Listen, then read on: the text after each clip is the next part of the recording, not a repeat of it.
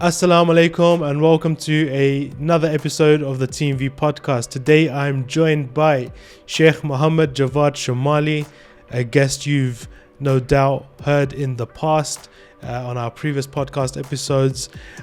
Just a phenomenal guy, really. I love his mindset, I love his positive energy and his vibes, and he just focuses so much on God centricity, right? Which is one of the things that really draws me to his lectures and the stuff that he does on social media and stuff. So it was an honor for me to actually have him on this podcast. And inshallah, I hope you guys enjoy this conversation. So in this episode, we're really talking about how to find God. And obviously that's a really big question. So there's so many kind of aspects and facets to that. So we thought we'll just start there, and inshallah in future podcasts we'll dissect each of those bits and pieces with a bit more focus. We also speak a little bit about his new book that's just recently been published, and so you can find more information in the link in the description. So without further ado, let's jump straight into the podcast. How do we find God? What's our first step? That's a beautiful question. So we're doing this, yeah? In the name of God, who we are trying to find. I think the first step in finding God is knowing that what we already have is not enough. You know, if we think that just by reading a few books or listening to a few lectures or classes, we have discovered God and we can, mention a few phrases and that's it, God. That is going to be very limiting. And I think that's the problem that a lot of us were suffering from. You know, we feel, I know God. Yeah, God is, I was taught classes on God, it's something we're really good at, talking and knowing things. And I think it's so important to step back from all the things we know and try to maybe revisit the whole things that we were told and okay, I know these things. I know, for example, there's one God. I know that God is all powerful, this, that. Okay, fair enough. I've known all of that, but these are not God. These are just some words. These are just some phrases that are trying to point us to a reality. And I think a lot of us, unfortunately, don't take this step back. Like, okay, maybe I don't know God. Maybe God is a reality I can start to think about, encounter. And this immediately puts us on a whole journey in life. And it's such an exciting journey. And I think the first step is to acknowledge that we don't know God yet. God himself says in the Quran, Subhanallah amma yasifun, right? I'm far above the descriptions you're given, right? Subhanallah amma yasifun. The descriptions they gave you of me, I'm far above that. God says there are few purified people, exceptions, but overall, most people, the idea they have of God is not God, it's just an idea. And God is a reality. God is real. You can encounter God. You can. And so just having this attitude that, okay, maybe I can relearn about God. Maybe I can encounter God, I think puts the person on a journey that is so beautiful and so rewarding. So I would say that's the first step. Something that was one of the early flashpoints in the Muslim vibe, right, in 2014, was this, I guess you can call it this, God gives you these years where they may not necessarily on paper be the best time of your life, right? But there's a tremendous amount of growth that kind of happens in the space of 6 months or 12 months, right? And that's really just natural occurrences. It's not like you've started a course or something like that. So 2012, 2013 is kind of I recall a year like that for myself, and I always kind of go back to that, right? And there's a whole long story. One day we'll share that story, but in a summarized essence, what I arrived at was Allahu. So you're talking about how God is above these descriptions, right? And it's like, so on this journey, you're trying to kind of like, oh, so if God works like that, and then if I do this, then he will do that, then da, da, da. And even when you go into the metaphysical space, I start thinking about like, oh, where is he? Is he actually located on the clouds, or da, da, da? Is he in every molecule? If that means molecules, then what about all the not just molecules? Like, you know, all of these, you can kind of go through all of these kind of like conversations and stuff like that in your mind. But then the very simple reality and the most profound reality is what? Allahu. Just this very simple statement in Islam. And when understood, I guess, with that kind of, after like being on one of those kind of like crazy journeys of pursuit, right?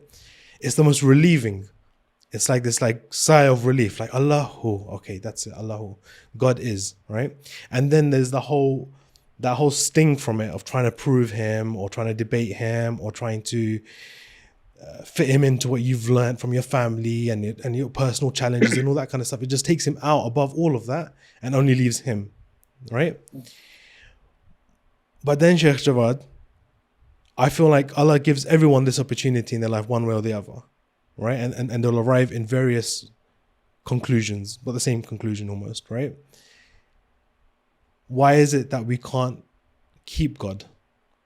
I think, well, we know it's difficult to talk about a we, because like there are, you know, so many diverse kind of experiences. I'm speaking to a lot of youth right now as well who are saying that it's been the relationship with God who's helped them, you know, who's kept them throughout their challenges. So some people have managed to, some people want to, they find it difficult. Of course, there's no blame there as well. So it's very difficult to speak because, mashallah, the Muslim community is such a large and diverse group. But I think one of the problems we are suffering from in large sections of the Muslim community is we've almost forgotten what's religion. You know, like you were saying, for example, this trying to prove God exists and these debates. And now you see a lot of people, their idea of God, like when they want to do something for God or for the religion, they get into these debates. Let's prove God. Let's prove this. Let's do that.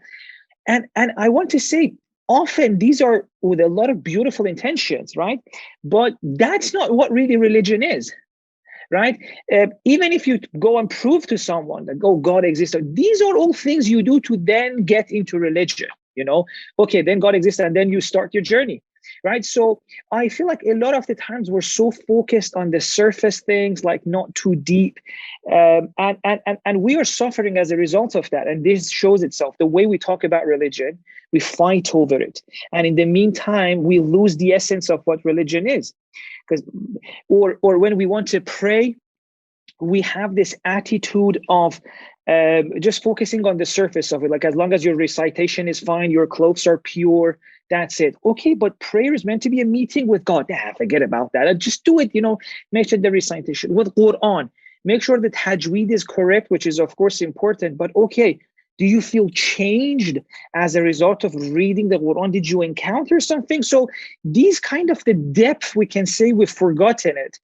And I think by just reminding ourselves that there's much more we can gain from this religion, this idea that there's more. You know, religion is not just fighting with someone over whether your view is right or not. Prayer is not just the tajweed. There's much more. Prayer is a meeting with God. Literally, that's what it is.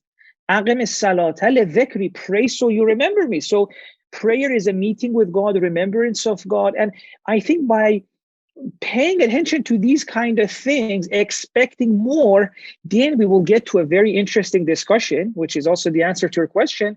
We'll realize that one thing we're lacking in a lot of Muslim communities is methodology. A lot of people don't know a kind of guaranteed way towards spirituality.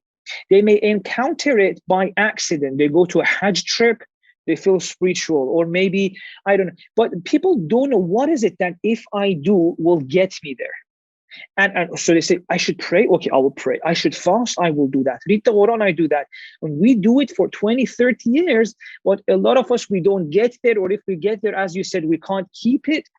And so this is the issue we need to talk about, I think, methodology. What are our guaranteed methodology, and why is it that our rituals for a lot of people don't get them to where they want to? And I'm sure there's going to be a YouTube comment. So this guy is saying we shouldn't pray. I did not say that, my beautiful friend. I did not say that. I'm saying let's benefit more from it. Naturally, my follow-up question to that is how can we benefit more from these things? Having that expectation of your salat, of your recitation of Quran, right? Because see, what happens is, this is like such an important point. There's a hadith by Ali ibn Abi Talib. He says the first step, the most important step of religion is knowing God, right? And I think that's such an important topic, because when you want to pray, if you just think prayer is a checklist that you have to do, it's an obligation you have towards this God, that if you don't fulfill, he's going to punish you, and if you do, you're going to go to heaven. Well, you don't expect that much from your prayer, because like, I'm doing this, right? If I just do it, that's it, checklist done, no expectation, it shouldn't change me. But as soon as you realize, no, God wouldn't want me to do anything that's not good for myself. He doesn't need me. God says, "Inna Allah ghaniyyun 'anil 'alamin." God doesn't need any of us. Okay, so he told us to pray. Why did he do that? Because it's good for me. There's something needs to change in me through prayer as a result of meeting my creator. Something needs to change in me. All right. Then with this expectation, you come to your prayer and you pray, and everything starts changing. Let me give you an example. You go to your ruku and you're like, Subhana Rabbi al-Azim wa bihamdih. What does that mean? Or for example, you've gone to your sajda, you're coming up from your sajda, and then you're like, Bihawlillahi wa quwwatihi aqumu wa aq'ud, or la hawla wa la quwwata illa billah. And before you would say these things because they told you to say this, it's mustahab, you'll get a reward. But if you change that expectation, and this is the most important step, change the expectation, expect more. This prayer is need to change me. My creator has designed this in such a way that's best for me to change. Hope. Then why am I saying la hawla wa la quwwata illa billah? Why am I saying bihawlillahi wa quwwati aqumu wa aq'ud? Right? And this will naturally open your eyes to these different parts of the prayer. Ooh, so much can happen. In one podcast, we can't open all of it, but if you want, we can open a few of them to show how much it's like prayer opens up a whole new dimension to it once you take it seriously and once you expect spiritual change from it. I think there's two groups of people, right? Probably even as our viewers are going to be one of these two. There are some who really read the Quran, they have really reading it, mashallah, they know the stories and they're like quite knowledgeable of it. And then there are some who will be like, we tried it, I love to read it, I love to enjoy it, but I just don't know how to. Like, they open the Quran and then it says, for example, some rulings about divorce, and then they open another one and it's like, okay, so this happened to that group, and you just can't relate to it, right? And the group who are enjoying it, when they want to talk to this group who are frustrated with it, I don't think they're doing a great job of explaining what can you gain out of this book, right? So I think part of the reason Quran doesn't have that much of a place in our life is that we have lost, not everyone, but a lot of us, the way to benefit from this book in a real sense. In a sense that I'm reading this book and it's providing me with solutions with my life. It's changing me. It's relevant to my life, right? Not just for the thawab, not just because I love it, because every Muslim loves the Quran naturally. And I see, for example, I've been reading it for 4 or 5 years, and I'm seeing changes in my life. My insights are better. This part, I think we have failed to transfer this to our, to current generation. I don't know if you feel like you relate to that, or how do you feel about that? Personally, in terms of like my relation with the Quran, is I will, from time to time, in moments of distress or whatever it is, I have this thing where I flick open the Quran on a random surah and random verse, right? Yeah. And I do that from my phone, right? So I'll close my eyes and I just like swipe, and then I tap, and then I swipe again and I tap, and I will use that almost as a way of seeing what I'm being told to do, right, or not to do, right? And there's been like creepy, absolutely like scarily creepy, accurate like answers back at times. I'll tell you that for sure, right? Like, as in if dude, when I mean like accurate, like it's scary, right? And I'm seeing this happening, right? And you're looking at it and you're like thinking, wow, this thing actually exists, right? Allah actually exists. It's not like a joke now, right? It's actually there, right? But then I've spoken to family and friends, and I'm not kind of claiming myself to be some like crazy, righteous, super pious person. It's just like there's this almost like hack that I found, right? It's almost like a deen hack, right? But people are scared of putting themselves in that position almost. They're like, no, I can't be the one that does that. I have to get a scholar to do an istikhara for me. If I like, do you get what I mean? It's like not willing to have that vulnerability with God because we've perceived ourselves as almost like two lowly beings that need like an interface of scholars or prophets or imams between us before we're able to actually get that direct connection. Do you understand where I'm coming from? There isn't like a nice, agreed upon, explained, beautiful way of bringing Quran to our life and benefiting from all the wisdom that's in there. Because I think there's just so much. And as a result of that, then having a community or a society that reflects the Quran. Because I don't think right now we can point to any Muslim community or society and say, see, the values of Quran are represented there. You know, I was listening to Sheikh Hassan Farhan al-Maliki, and he was saying that sometimes when I open the Quran, I'm like, who are the people who believe in this book? I can't find them in this world. You know, so this is what I'm saying, that even if a person individually finds a way to maybe bring some elements of the Quran, but Quran as a whole has not found its place in our lives, you know, and this is something we need to change. And personal ways are beautiful, but something that can work for everyone, that's something we desperately need. I think we should either at some point as Muslims sit down and decide, is Quran like really a big deal or not? Right? I'm sure a lot of people are like, what are you on about? I think it's a big deal. But I don't think we've done a good job in respecting this big deal. Right? And it shows itself in so many different ways. Like, okay, what are the priorities of Quran? That's a question many Muslims may not even think about. We're so focused on certain things. Okay, what is the relationship between, for example, ibadah and taqwa? What is taqwa according to the Quran? Do we have it right now? We don't. Do our societies really look like the values of Quran? I think, well, if we agree Quran is a big deal, which we think it is, then why is it not working? Who, honestly, which fair person can look at any Muslim community and say they are representing Quran? If not, we need to change. And I think we can. We can. There are ways. There are scholars who are helping us get there. We just need to have that expectation, you know? Is it fair to say that the way Allah has created this situation, right, that we're in, right, this world, right, this earth, this life, for us to individually find our way, or does it need to be communitively? Does it need to be that kind of synchronized and uniform? It doesn't have to be uniform, but I think it has to be in a community, right? One of my favorite surahs in the Quran is, وَالْعَصْرِ إِنَّ الْإِنسَانَ لَفِي خُسْرٍ إِلَّا الَّذِينَ آمَنُوا وَعَمِلُوا الصَّالِحَاتِ. And at the end, these two beautiful gems, وَتَوَاصَوْا بِالْحَقِّ وَتَوَاصَوْا بِالصَّبْرِ. Right? So it says both in their journey of truth seeking and in their sabr, which is like being strong and resilient and patient throughout the challenges, you need the support of people, right? Tawassa, it's a mutual relationship. We can't do it on our own.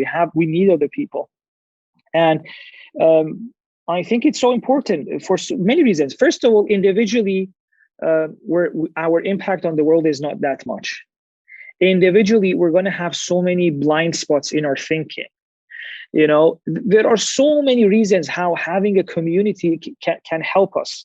I wanted to just quickly touch upon your recent book that you've, alhamdulillah, published, and things are going well from what I can see. Tell me about that a little bit more, this project, and what kind of what was the origin behind that? Yeah, sure, sure. So, actually, it's very relevant to what we were just discussing now. The same thing I said about the Quran, that there's so much more we can gain from it, I think is true about the Ahadith as well. One of the habits we have is just a person comes and shares, for example, the Hadith on social media. What is the context of this Hadith, its relationship with other Hadith? Nothing, no context, no explanation. Yeah, There you are. and I actually consider that a kind of disrespect. I don't know what means it, right? But this wasn't how we treated our tradition back in the days. If you wanted to pass on hadiths, you had to be trained, get the whole context, because sometimes a hadith can be explained by some other hadith and you actually realize, oh my God, it's not what it meant. So this book that with my wife we published, it's called Revival of the Heart, was an attempt to present the ahadith in a way that I felt like it's loyal to our beautiful Islamic tradition.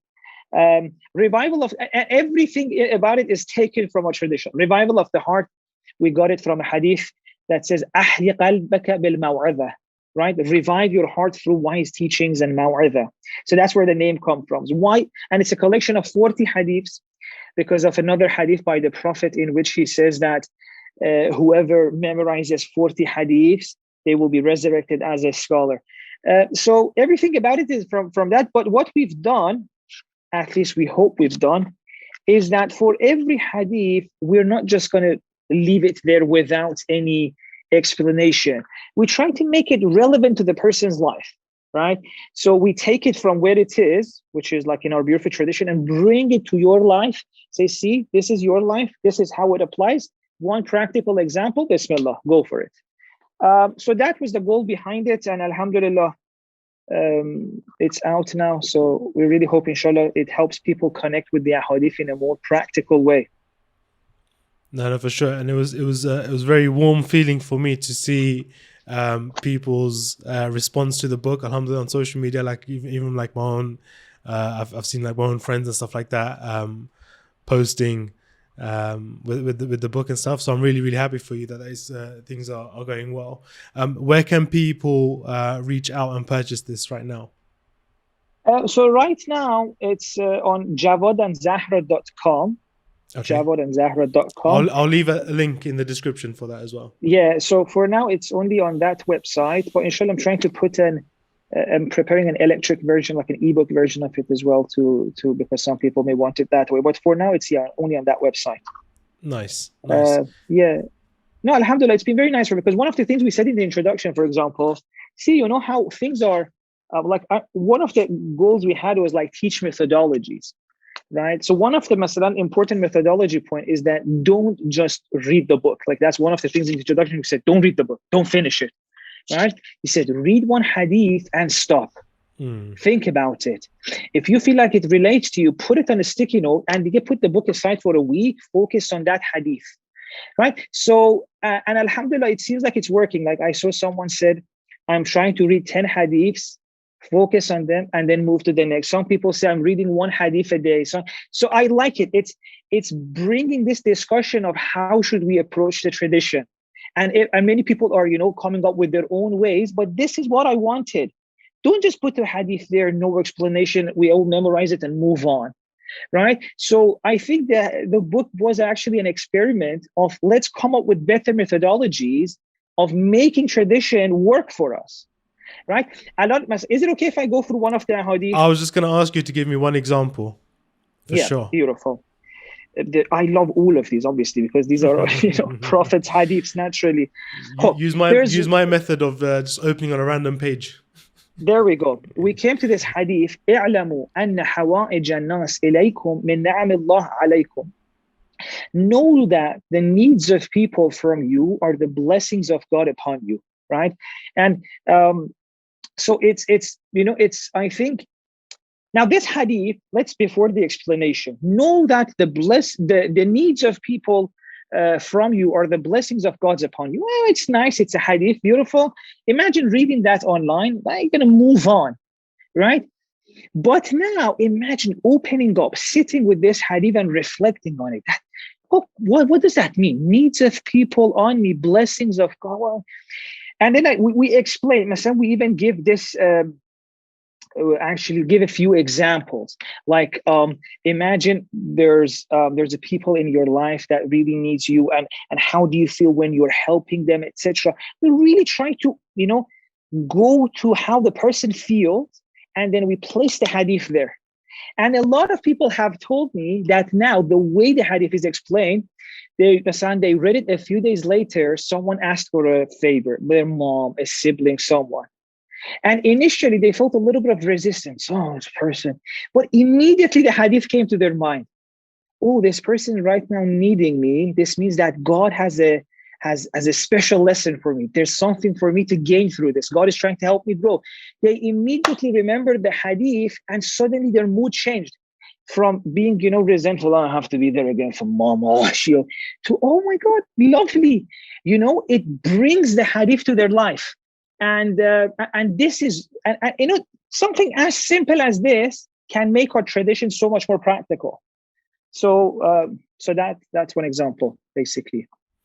Actually, it's interesting that you read that hadith as well, right? Because one of the things I've been thinking about, and I guess this is almost like a live reflection to the hadith you've just mentioned, is this narrative of struggle and suffering that I feel like large swathes of like the human population have become almost like dependent on to have some sort of narrative and identity, right?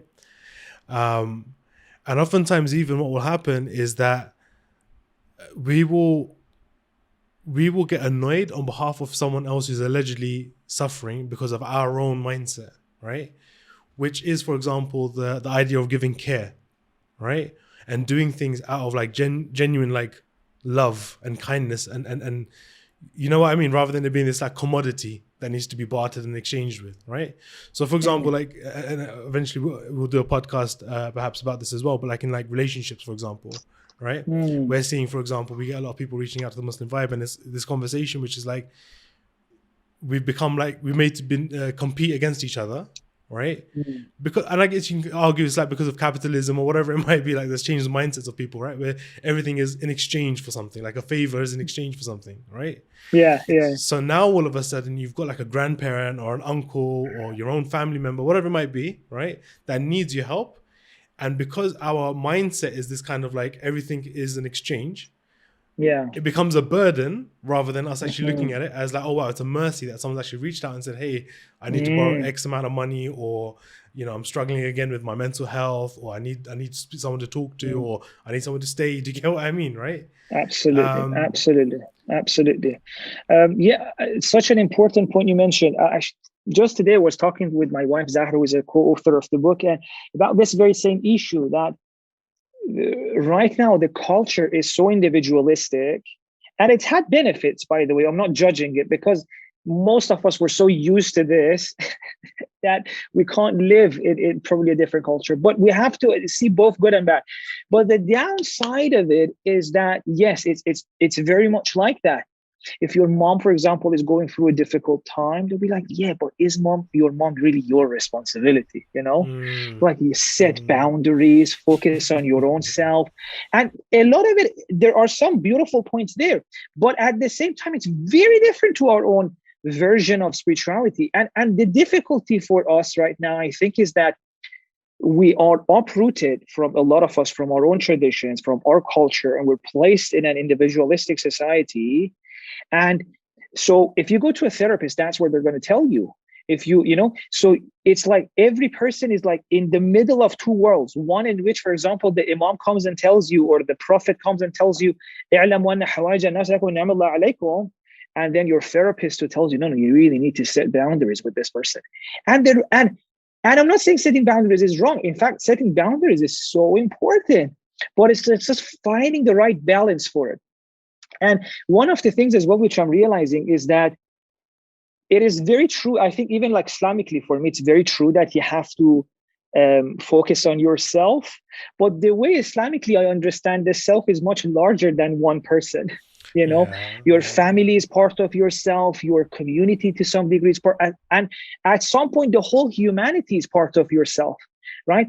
And I think it's so important for us Muslims to have these discussions. To and of course, we can even get help from other people. Like I'm going actually right now getting trained as a psychotherapeutic counselor. And in the class, we have a lot of discussions.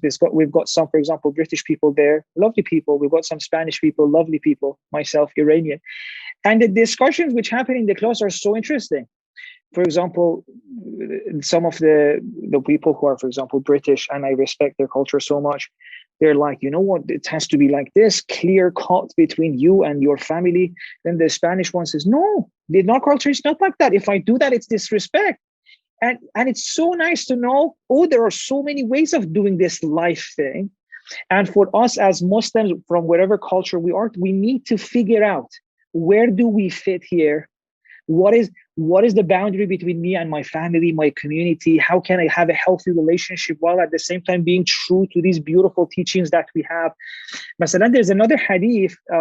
I hope I can quickly find it. It says that, and I die for this hadith. It's so beautiful. So many. خيركم خيركم لأهله. The best of you is the one who's the best for their family. Or إن أحسن الناس عيشا من حسن عيش الناس في عيشه. You know who has had the best life? The one whose life made the life of other people better. And this hadith has had such a huge impact on people. Like some people tell me, you know what, I've got an ill husband. I have to be there for them, and I can see my friends are getting ahead in my career. I'm feeling behind. Or someone says, I've got a disabled child, and they're feeling they're being left behind because the culture is telling them, yeah, it's your career that defines your value. But then comes this hadith and says, no, who said that's your value? You don't know who's got the best life, the one whose life makes the life of other people better. And suddenly just having this hadith as part of who you are changes so much for people. So yeah, I think it's a very important point you mentioned, and as you can see, I spoke so much about it. No, honestly, it's you know what's interesting is that the hadiths that you've read so far, these are hadiths that are making me feel very warm and fuzzy inside. You know, this thing, life, like you mentioned, right? And we're all trying to figure out our different ways to manage it, and like you said, boundaries, and like, you know, where's the line, and our emotional health and all this kind of stuff, right? But these are all hadiths that are kind of like, from the four that I've heard so far, like they seem to be defrosting those tensions, is the best way to put it, you know? And I feel like a lot of people are probably universally experiencing the same things. Yeah, absolutely. And it's, you're so right, you know, because at the end of the day, we're human beings, and I think we're a certain way. And I think the current culture is not natural for a human being, right? We're not meant to be so isolated, so separate. And I can see why it happened, by the way. I'm not one of those people who says, ooh, let's go back to how things were, because I know there was a lot of toxic relationships there. I know sometimes uncles can get judgmental, aunts can get nosy, or I mean, uncles can get nosy too. No sexual discrimination there. So I'm, you know, as a person who's lived both in Iran and here, like equally in my life, I can see that the beautiful spiritual version that makes us feel fuzzy hasn't like been fully idealized even in some of the cultures we came from. So sometimes when we tell people that, you know what, there's this thing, they immediately go, no, I'm living in Iran, I'm living in Pakistan, no, relatives are so annoying, I prefer being this individualist. I'm like, yeah, you're right. You know, that's not what I'm talking about. It's another thing. And I think even the fact that we lived in the West has really helped us to see that, yes, there's advantages and people not being too nosy. My mom sometimes mentions stories. Oh, I shouldn't have said my mom. I'm going to continue with anyway. Probably, hopefully. She was saying, when some people got married early on, in-laws would go to their houses and judge the way they cooked. And I'm like, oh, that's nasty. That's not nice. You know, someone's cooking the food they're trying to learn. First of all, why are you expecting the wife to cook? And then aunts of the husband coming and saying, oh, your cooking is terrible. So all of that is nasty. We don't want that. But we have to realize that we as human beings were not designed to live on our own. without our relatives, without our friends. We cannot do it. Just yesterday, I was reading, I don't want to make it too, but the suicide rates in Australia is higher than the rates of death by COVID. And imagine, like, Australia is even a country that not that much, it's like relatively, and it's showing we are not designed to be these isolated beings that we are. Can you believe it, Hasib? Sometimes I speak to people and I see their siblings, they're going through like a mental breakdown. Their siblings don't know. Forget about cousins, or we are trying to carry the weight of life on ourselves. 100%. I mean, Sheikh Javad, like, is in, what one of the reasons for coming out here to California actually was this, right? Like, maybe I don't want to overshare too much, but it's just like, like London life or city life, right? So one thing that I've noticed, when you're born in a village, when you grow up, you want to move to a city. When you're born in a city, you grow up, you want to move to like a village, right? So for me, I come from like an urban jungle of London, right? And got married and alhamdulillah moved to, I would say, one of my favorite places in the UK, Watford. Shout out Watford, right? I love it there. Trees, parks, beautiful, right? Yeah. And I was like, you know what? This is a nicer pace. This is a nicer pace. You're more connected with God and all this stuff, right? But ultimately, you're still living in London. You're still living kind of like Greater London or like UK, right? And life is just very individualistic. You go to work, you come home, you play with your kid for a bit, you eat your food, she goes to sleep, Netflix goes on, all right? If you're feeling pious, Sheikh Javad lecture goes on, right? You get peckish, you order Uber Eats, you don't even go to the restaurant anymore, it comes delivered to you, you're happy, right? Yeah. Halal food galore, right? In the UK, right? Yeah. And that's it. Now you might see your family in a couple of weekends time. You might invite, in fact, because of pandemic times, we've experienced like 2 years of not being able to do that so freely, right? Yeah. And I was just like, no, I can't do this, man. I can't. Yeah. No, I can't. Forget me. I can do this. I can't do this to my kid. One. I don't even know if it's a hadith. It might even have some. There might even be a hadith that's similar to this, right? But like, it takes a village to raise a child. Yeah. Right. Yeah. And the way I'm looking at it is that like my daughter is just experiencing this mundane routine of dad comes home, this happens. Then we wait all the way to Saturday and Sunday before there's any other human beings that we engage with, right? Absolutely. And she's only witnessing that she's got a limit of 2 days potentially in 7 days, right? Of witnessing other humans doing exchanges of goodness and rahmah to each other. This will be the time we invite guests and we feed them. That's a beautiful thing to witness. But it's limited to Saturday and Sunday only now. Yeah. Okay? Yeah. My setup over here, Sheikh Javad, the option that I had in California was, alhamdulillah, my wife's family, there's like 5 of us that live on the same road. So now Tuesday night is now, a biryani at Auntie X's house. Absolutely. Everyone's there. And my daughter gets to witness that exchange. We can't like, so what I've got is almost like a hybrid village situation. So we still got Wi-Fi, we still got all the comforts and luxuries that we're used to, but it is that villagey feeling, right? Where it's just like more family, more exchanges of goodness, more exchanges of duties and responsibilities and chores, and like, because without that, it can kill, like it can kill you. Like that's why it can make you suicidal. Literally. Like when it's just you, like it's just that's so like, what irks me, which is like I shudder when I look at it, the amount of 1-bedroom apartments being sold in cities. These studios where it's just one human being living in like that's like whoa, like like eating on your own, like how depressing is that? How sad is that?